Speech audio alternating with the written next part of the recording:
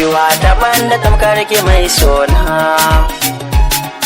a rayuwa ta ba kamar ki cikin raina.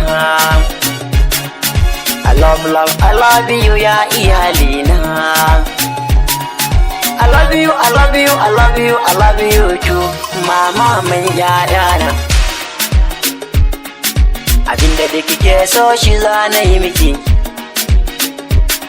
hankalin ki kwance dan babu tauye haƙi.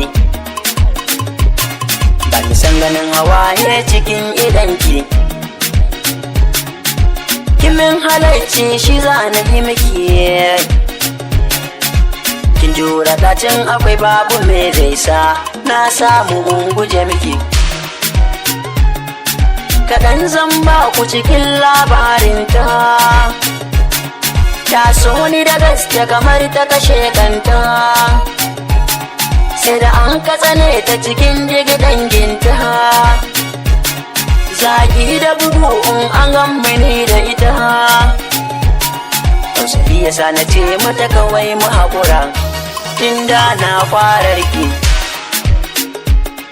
Sai ta ce mini ta yi kyau wannan shawara, ina ganin kamar da gaske ne ta haƙura. Dan bakin ciki na koma ƙauyen mu Bajira, ashe nufinta ne ta karo ɗamara. Na dawo daga gona na ganta, a gidanmu nan ta yi birki. Tausayi da santa sun sa ido na yayi kwalla, na sani na baro ta ne cikin babbar matsala. Turar shi na ta kawo da cewa duk walwala, ta yi wa baba na cikakken bayani,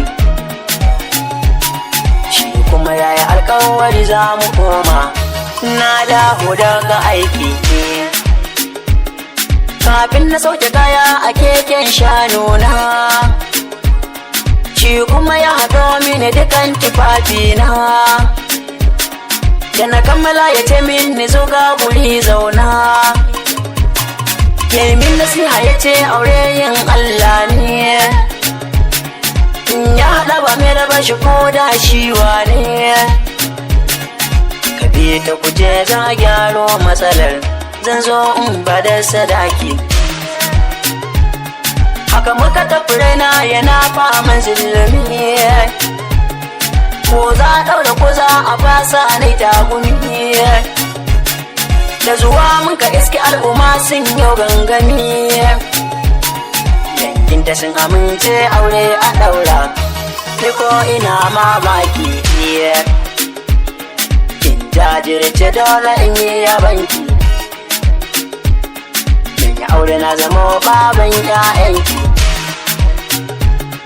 Dole ne abinda zai saka ki shauki,